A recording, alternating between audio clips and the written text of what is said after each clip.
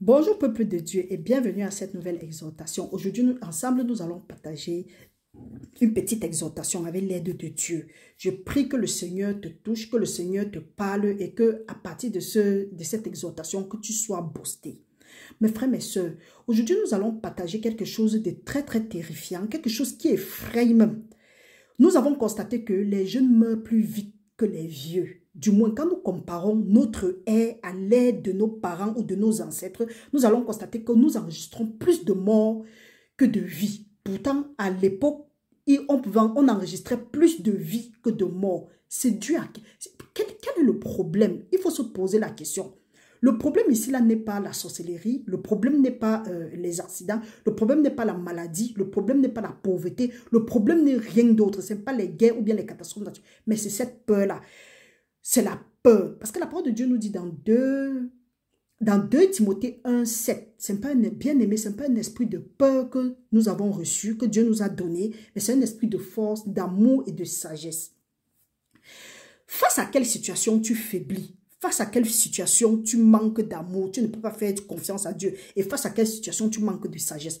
Tout ça, nous avons. La parole de Dieu nous dit qu'il nous a donné la force, l'autorité dans le nom de Jésus-Christ. Donc nous avons la force.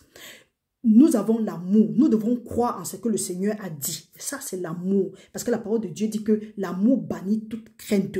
Et nous avons la sagesse. Il nous dit aussi dans 1 Jean 5 que si nous manquons de sagesse, pour que nous demandons à Dieu et pour que nous demandons avec foi. Ce qui tue les enfants de Dieu aujourd'hui, ce qui détruit même pas seulement les enfants de Dieu, mais le monde tout entier, c'est cet esprit de peur. Parce que vous allez constater que toutefois que tu as eu peur de quelque chose, la chose là t'est arrivée. C'est pourquoi la parole de Dieu nous dit, gardez votre cœur plus que toute autre chose, parce que c'est d'elle que viennent les sources de vie. Il nous dit maintenant dans Romains 12, 2, que renouvelez votre esprit afin de savoir ce qui est bon et agréable à Dieu. Donc, si tu veux voir des choses positives dans ta vie, tu dois apprendre à raisonner positivement. Positivement ne veut pas dire que oui, je suis positif. Non. Qu'est-ce que Dieu a dit dans sa parole? C'est ça la sagesse. Tu prends ce que Dieu a dit. Et l'amour, c'est quoi? Tu dis que oui, Seigneur, tu as dit ça. Je sais que tu ne manques pas. Tu m'as aimé même avant que moi je ne t'aime. Tu m'as aimé le premier. Maintenant, la force, c'est quoi? Tu dis que oui, Seigneur, tu as dit que tu m'as donné le pouvoir de marcher sur les serpents et sur les scorpions. Quelle que soit la situation, tu as envoyé ta parole, tu m'as guéri. Mon frère, ma soeur, tu prends ça, tu tiens. Tu sais que Dieu veille sur sa parole pour l'accomplir. Et la force aussi vient du fait que quand tu prends la parole de Dieu est comme une épée quelconque à 2 tranchants qui brise, qui sépare tout ce qui n'est pas de Dieu dans ta vie. C'est aussi comme un marteau qui brise le roc. Donc, toutefois que tu cites la parole de Dieu, sache, le Seigneur Jésus-Christ a dit quoi? Que les paroles que je vous ai annoncées sont esprit et vie. Donc, quand tu cites la parole de Dieu, il faut savoir que tu es en train de citer, tu es en train de reculer quelque chose dans le spirituel. La parole de Dieu nous dit dans Proverbe que la mort et la vie sont au pouvoir de la langue et qu'il en mangera le fruit. Qu'est-ce que tu as l'habitude de confesser? Je vais te dire comment est-ce que l'esprit de peur intervient dans ta vie sans que tu ne t'en rendes compte. Parce qu'il y a des gens qui sont forts pour jeûner, il y a des gens qui sont forts pour prier, donc il y a une certaine discipline. Mais dès qu'il y a une petite situation, directement, la peur arrive. Ou bien quand les bénédictions sont retardées, la peur arrive. Non, la peur ne doit pas arriver. Ce n'est pas pour rien que le Seigneur nous dit, ne vous souciez de rien, mais pas des prières, et des supplications avec action de grâce. Faites connaître vos besoins à Dieu et la paix qui surpasse toute autre paix gardera vos cœurs dans le Seigneur Jésus-Christ. Mon frère, ma soeur, notre véritable problème, peut-être toi tu fais face à la stérilité, tu fais face à la maladie, tu fais face à la sorcellerie, tu fais face au blocage, tu fais face à l'échec, tu fais face à la pauvreté, tu fais face à quoi que ce soit. Le Seigneur te dit aujourd'hui que j'ai envoyé ma parole et je t'ai guéri. Le problème n'est pas la sorcellerie, ce n'est pas la pauvreté. Qu'est-ce que tu as fait pour que cet esprit de sorcellerie ou de pauvreté arrive? Non seulement, tu vas aussi te demander, quelquefois aussi nous souffrons parce que nos parents, pourquoi est-ce qu'ils ont fait ça? Il y a eu un esprit de peur. C'est ce sentiment d'incertitude. C'est ça qui fait que on prie, on demande, on dit Seigneur, guéris-nous. Le Seigneur dit oui, j'ai envoyé ma parole, je t'ai guéri. Mais après, dès que ton corps se manifeste, dès que il y a des manifestations négatives ou bien quelque chose que tu ne t'attendais pas, tu dis est-ce que je suis même guéri? Oh, ça c'est l'esprit de doute. Et la parole de Dieu dit qu'il faut que ceux-là qui s'approchent de lui sachent que lui est le dominateur de ceux-là qui se cherchent et qui le cherchent. Et nous devons nous approcher de Dieu sans avoir de doute. Mais l'esprit de peur est toujours présent. C'est pourquoi je vais t'exhorter. Si tu es en train de rencontrer quelque chose dans ta vie en ce moment-ci, et que tu sens que l'esprit de peur est au rendez-vous, mon frère, commence à renoncer, commence à déclarer, commence à parler. Cite le verset, le chapitre 6, 2 Timothée 1, verset 7, que ce n'est pas un esprit de peur que Dieu t'a donné, mais un esprit de force, d'amour et de sagesse. Et tu vas voir, quand tu es en train de citer, les choses ne vont pas changer du jour au lendemain, mais donne seulement, ce n'est qu'une question de temps. C'est la même chose que nous disons ici. Quand tu ne te sens pas bien, tu vas à l'hôpital, les médecins te donnent une ordonnance. On te dit, par exemple, prends ça matin, soir, ou matin, midi, soir. C'est quand tu appliques à l'instant, tu n'es pas directement guéri. Oui, il peut y avoir des cas où tu es directement guéri. Mais il y a un petit temps, tu dois donner un peu de temps. C'est la même chose avec la parole de Dieu. C'est pourquoi Jésus-Christ a dit que la nature elle-même ne vous enseigne pas. Donc, et ce n'est pas parce que tu as prié et il y a toujours les manifestations que tu vas dire que non, tu n'es pas délivré ou bien non.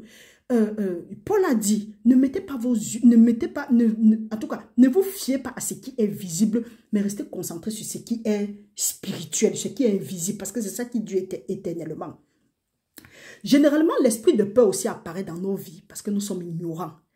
L'esprit de peur même, c'est la racine. Donc, quand tu pries que, oh Seigneur, je ne veux plus, je demande que l'esprit d'échec dans ma vie soit détruit, l'esprit de maladie soit détruit, l'esprit de ceci soit détruit. Non.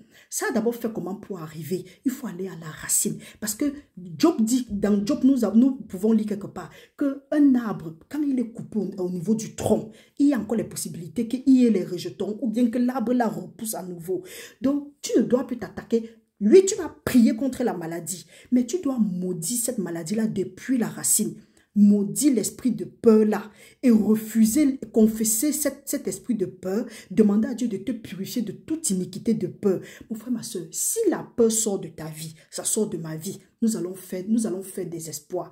Généralement, les jeunes meurent aussi beaucoup. Pourquoi? Parce qu'il y a cette peur-là, la peur du lendemain, la peur de ne pas appartenir à telle classe sociale, la peur d'être rejeté, la peur de ceci, la peur de cela. Tu n'as pas besoin d'avoir peur.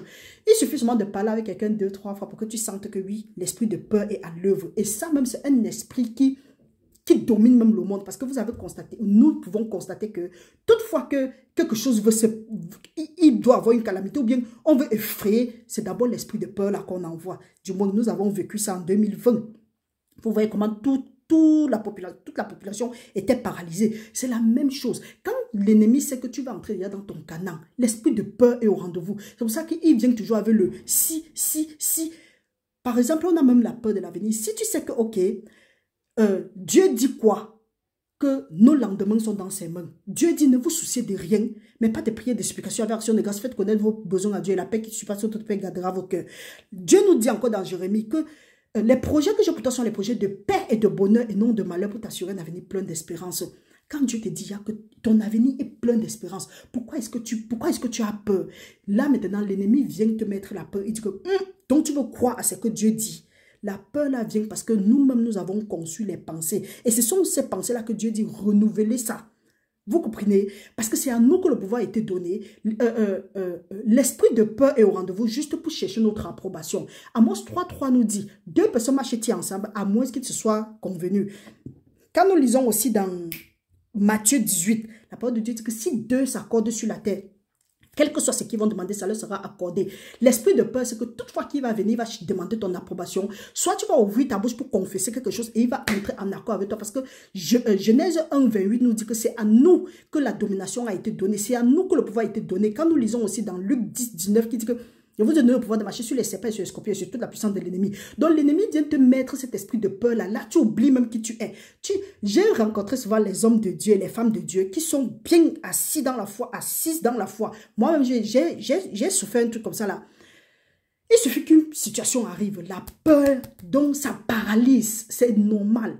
Mais toutefois, Dieu nous assure que n'ayez pas peur.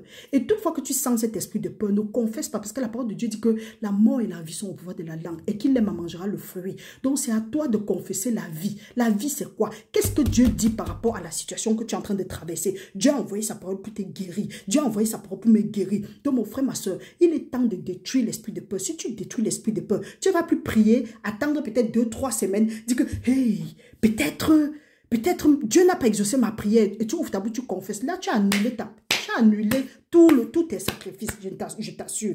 Parce que la parole de Dieu nous dit dans Hébreux 6, dans Hébreux 11:6, qu'il faut que ceux-là qui s'approchent de Dieu sachent que Dieu existe et qu'il est l'ordinateur de ceux-là qui le cherchent.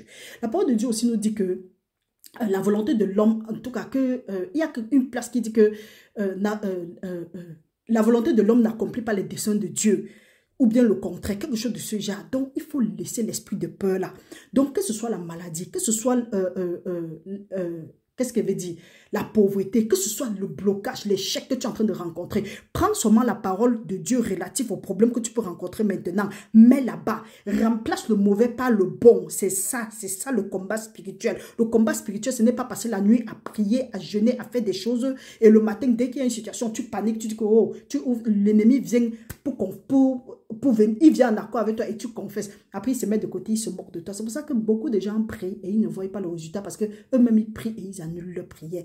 Donc, mon frère, ma soeur, c'était juste quelque chose que je voulais partager avec toi. J'espère que tu as été béni et je remercie le bon Dieu. En passant, parlant de l'esprit de peur, nous avons le jeûne du 24 au 26 pour être délivré de cet esprit de peur. Parce qu'une fois que nous sommes délivrés de l'esprit de peur, nous allons faire des exploits. La parole de Dieu dit qu'avec lui, nous allons faire les exploits. C'est lui qui va renverser nos ennemis. Donc, sache aujourd'hui, du 24 au 26 de ce mois, la parole de Dieu dit, ce n'est pas un esprit de peur que je te donne, mais un esprit d'amour, de force et de sagesse. Si tu ne sais pas comment tu vas te débarrasser de ça, on se rencontre, on se voit. Tu suis ne serait-ce que les exhortations et tu vas voir, tu seras boosté. Je prie que cet esprit de peur soit détruit dans ta vie à partir de maintenant au nom puissant de Jésus-Christ. Reste béni et on se voit à la prochaine. Bonne soirée mon frère, bonne soirée ma soeur, au nom de Jésus-Christ. Amen.